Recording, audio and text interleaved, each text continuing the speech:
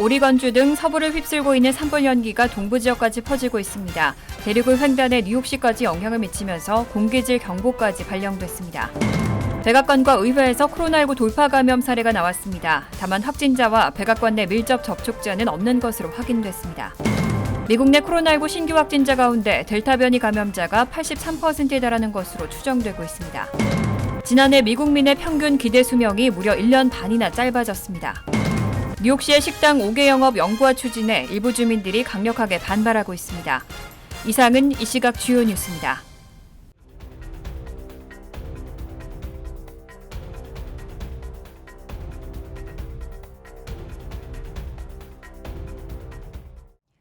시청자 여러분 안녕하십니까? KBN 뉴스입니다. 오리건주 등 서부를 휩쓸고 있는 산불 연기가 동부 지역까지 퍼지고 있습니다. 위성 영상에는 유해 물질이 가득한 연기가 대륙을 횡단해서 동부까지 가로지르는 모습이 담겼습니다.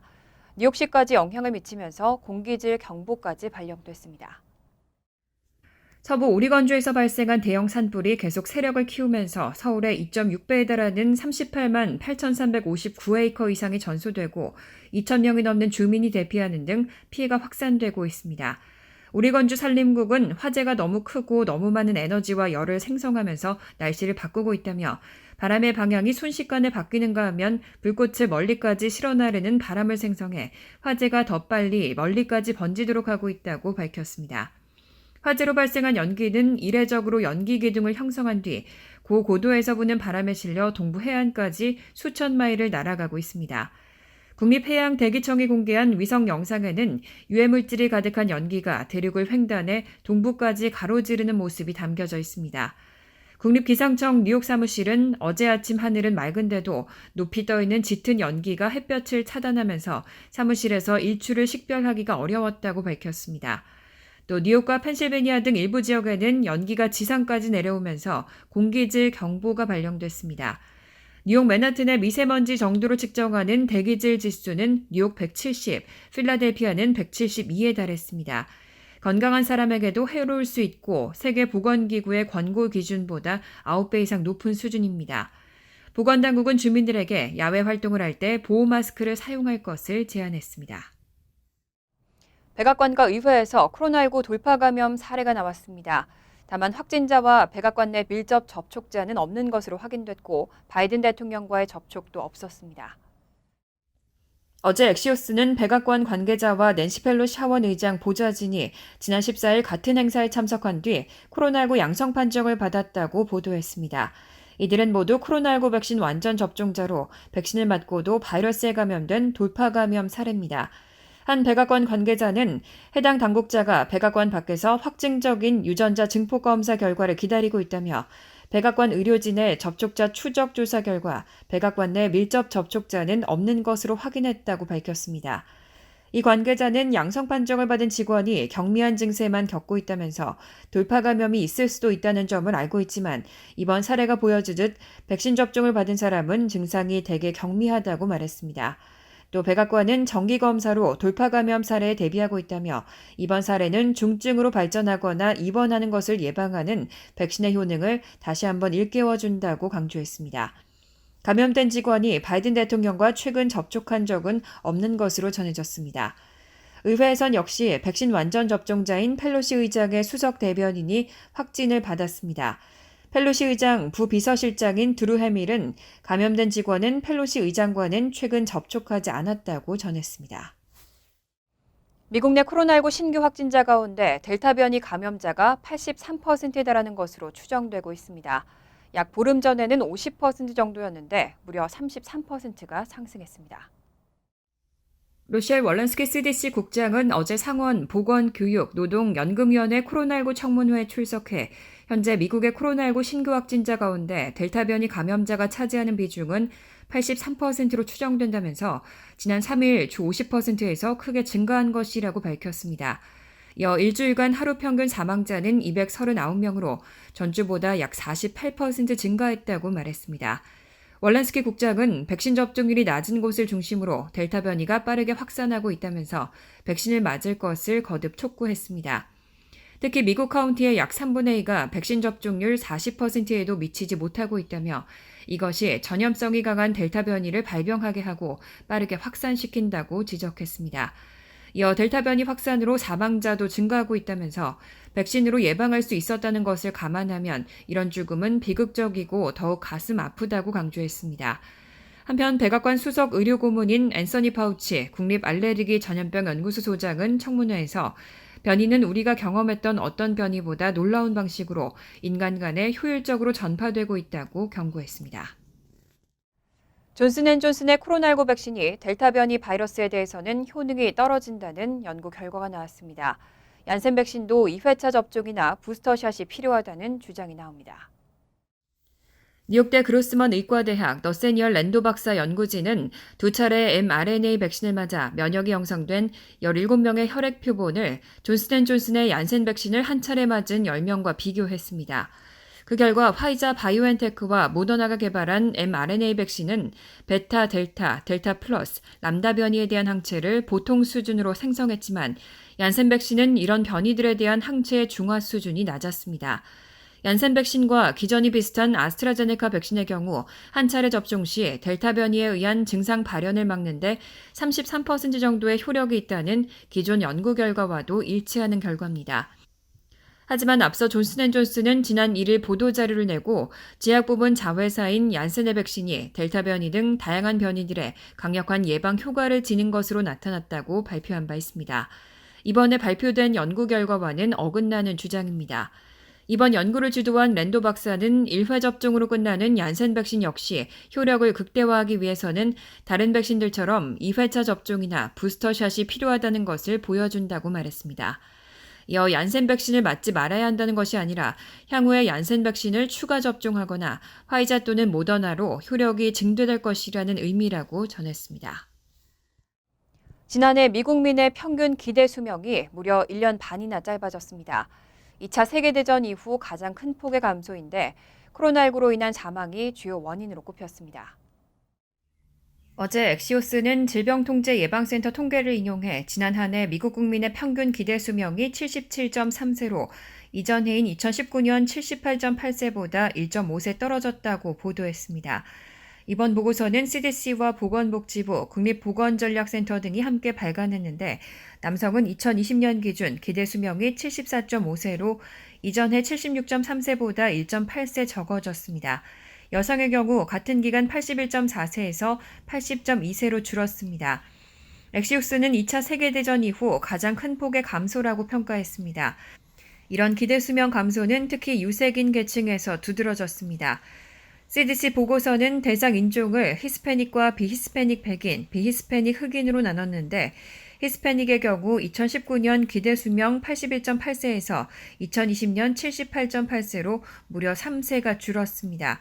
히스패닉이 아닌 백인의 경우 같은 기간 78.8세에서 77.6세로 1.2세 줄었고 히스패닉이 아닌 흑인은 2019년 기대 수명 74.7세에서 71.8세로 역시 2.9세 줄었습니다.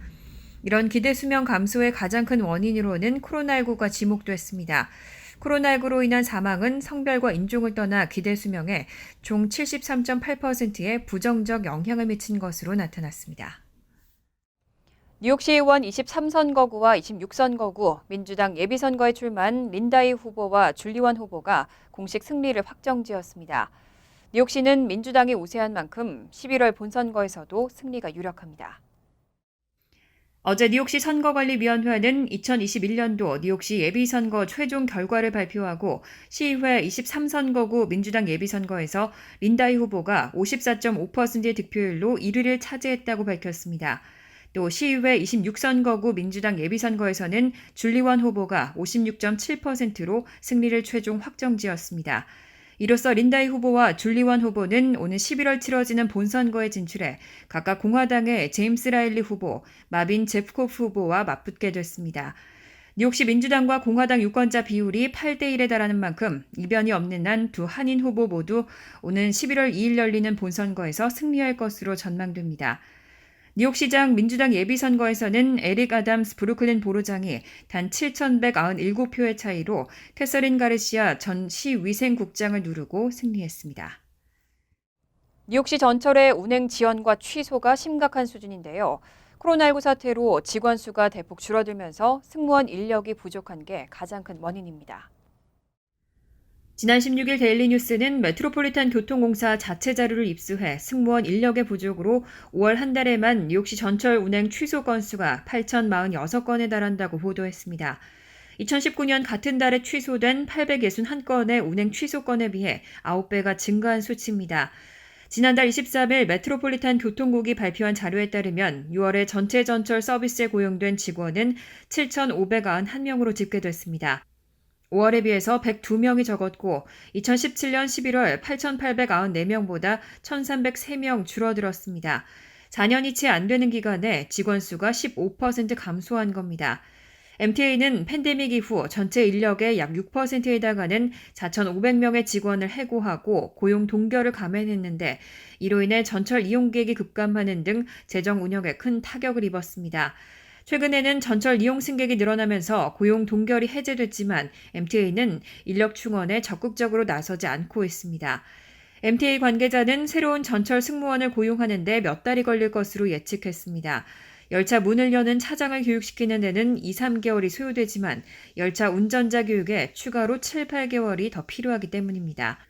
사라 페인버그 MTA 회장 대행은 MTA가 운전사 부족에 직면해 있다며 신규로 고용되는 인원을 수용하기 위해 교육 트레이너를 추가하고 새로운 교실을 만드는 등 직원을 늘리기 위해 노력하고 있다고 밝혔습니다. 뉴욕시가 코로나19 이후 실시해온 식당들의 5개 영업을 영구화하는 방안을 추진하고 있습니다. 하지만 일부 시민들은 밤늦게까지 이어지는 5개 영업으로 인한 소음에 강력히 반발하고 있습니다. 지난 19일 맨하탄 웨스트빌리지에서 열린 공청회에는 인근 지역 주민 수백 명이 몰려 식당 5개 영업을 중단해달라고 목소리를 높였습니다. 코로나19 사태로 피해를 입은 식당을 지원하기 위해 5개 영업이 시행된 것은 이해하지만 최근 백신 접종으로 코로나19 사태가 완화됐기 때문에 이제는 5개 시설을 철거해야 한다는 주장입니다. 뉴욕시는 지난해 6월부터 식당 인근 공공장소나 주변 도로에 5개 시설을 설치하고 영업을 허용하고 있고 최근에는 식당의 5개 영업을 영구적으로 운영하기 위해 주민 공청회 등을 실시하고 있습니다. 하지만 주민들은 식당의 5개 영업이 밤늦게까지 이어지면서 소음이 발생하고 길거리가 더러워지는 등 삶의 질을 떨어뜨리고 있다고 강조하고 반발하고 있습니다. 웨스트빌리지에 거주하고 있는 한 주민은 아이들과 함께 살고 있는 주거지역에서 5개 영업이 시작된 이후 밤에 잠을 잘 수 없을 정도로 소음에 시달리고 있다고 하소연했습니다. 세계 최대 검색 엔진 구글이 구글 지도에 있는 버스나 지하철 등 대중교통의 혼잡도를 알려주는 기능을 확대합니다. 세계 100개국, 만여 개 대중교통에서 혼잡도를 실시간으로 확인할 수 있을 것으로 보입니다. 구글은 오늘 구글 지도상 기존의 대중교통 혼잡도 예측 기능을 전 세계 100개국, 만여 개 대중교통기관으로 확대한다고 밝혔습니다. 이용자는 지도의 길찾기에서 추천해준 대중교통편을 클릭하면 만원 매우 혼잡, 혼잡, 약간 혼잡, 혼잡하지 않음 등 5단계로 분류된 혼잡도를 알 수 있습니다. 이 정보를 이용해 바로 오는 지하철이나 버스를 탈지 아니면 한번 기다렸다가 다음 교통편을 이용할지 결정할 수 있다는 겁니다. 구글은 인공지능 기술과 다른 이용자들이 올린 정보, 축적된 구글 지도 이용자의 위치 정보 등을 토대로 이런 예측이 가능해졌다고 설명했습니다. 다만 이용자의 정보는 사생활 보호가 되도록 세계적 수준의 익명화 기술로 처리했다고 덧붙였습니다. 구글은 미국에서 올해 대중교통 길찾기 이용이 지난해보다 50% 증가했다며 팬데믹 사태 중이든 아니든 꽉 찬 지하철에 서 있기를 좋아하는 사람은 없다고 이 기능을 확대한 배경을 설명했습니다. 한편 안드로이드 폰 이용자들은 구글 지도의 타임라인에 새로 추가된 인사이트 메뉴를 이용해 자신의 이동 기록을 볼 수 있게 됩니다. 빠르면 올해부터 테슬라 전용 급속 충전소인 슈퍼차저 스테이션을 다른 전기차들도 이용할 수 있을 것으로 보입니다. 일론 머스크 테슬라 최고 경영자는 어제 트위터를 통해 테슬라 전용 급속 충전소인 슈퍼차저 네트워크를 올해부터 다른 전기차에 개방할 것이라고 밝혔습니다. 이어 시간을 두고 모든 나라에 있는 슈퍼차저 스테이션을 개방할 계획이라고 설명했습니다. 다만 머스크는 어느 지역에 있는 슈퍼차저 스테이션이 우선 대상이 될지 또 이를 이용할 수 있는 전기차 제조업체나 모델 등이 뭔지는 구체적으로 밝히지 않았습니다. 슈퍼차저 스테이션은 그동안 다른 전기차 업체에 견져 테슬라가 경쟁력을 갖게 된 주요 원인 중 하나로 평가돼 왔습니다. 하나의 스테이션에는 전용 급속 충전기인 슈퍼차저가 여러 대 갖춰져 있고 현재 테슬라는 전 세계적으로 슈퍼차저 스테이션 약 2만 5천 곳을 운영하고 있습니다. 한편 바이든 행정부는 지난달 의회와 1조 2천억 달러 규모의 인프라 투자안 협상을 타결한 바 있습니다. 이 가운데 75억 달러는 전기차 보조금과 세제 혜택, 충전 인프라 확대와 정부 공용 차량의 전기차 구매 지원 등에 사용됩니다. 간추린 소식입니다. 한국전쟁 참전용사를 기리는 사업을 펼쳐온 한인 1.5세 한나킴 리멤버 727 대표가 연방보건복지부 부차관보에 발탁됐습니다. 김 대표는 오늘부터 보건복지부 공보국 부차관보에 임명돼 보건의료연구소, 소비자정보보험감독센터, 메디케어와 메디케이드 서비스센터, 보건자원 서비스부 등 산하기관과 공보국을 총괄하게 됩니다. 김 부차관보는 한인 커뮤니티를 대표해 할 수 있는 일은 무엇이든지 역량을 다해 하겠다며 차세대 한인 여러분도 누구나 주역이 될 수 있다는 희망의 메시지가 됐으면 좋겠다고 소감을 밝혔습니다.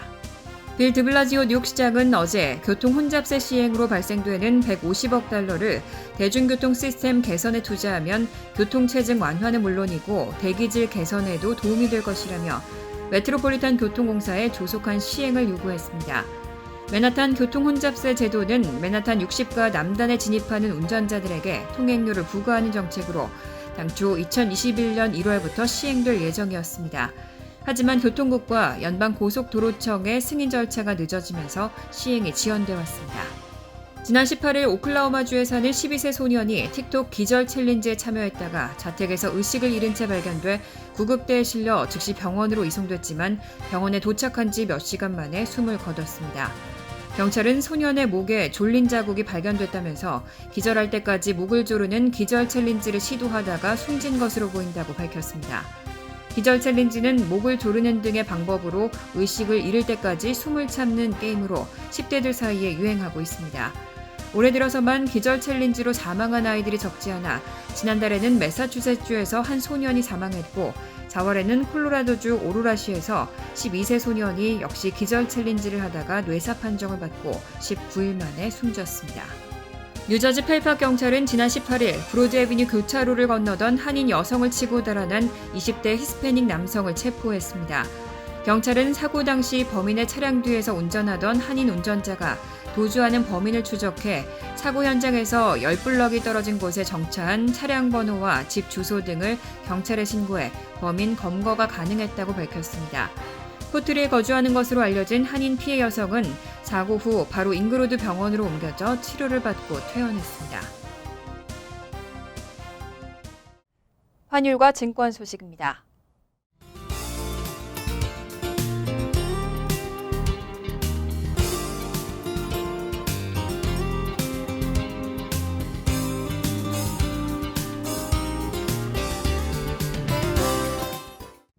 이어서 날씨입니다. 목요일은 대체로 화창하겠습니다. 낮 최고 기온은 27도, 섭씨 80도, 밤 최저 기온은 19도, 섭씨 67도로 예상됩니다. 금요일도 화창하겠습니다. 토요일 역시 화창한 날씨가 이어지겠고 늦은 밤에만 40% 정도로 소나기 가능성이 있습니다. 이상으로 KBN 뉴스를 마칩니다. KBN과 함께 즐거운 저녁 되시길 바랍니다.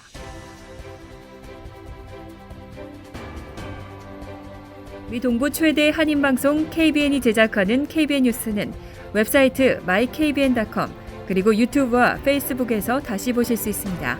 좋아요, 구독, 알림 설정은 뉴스 제작에 큰 도움이 됩니다.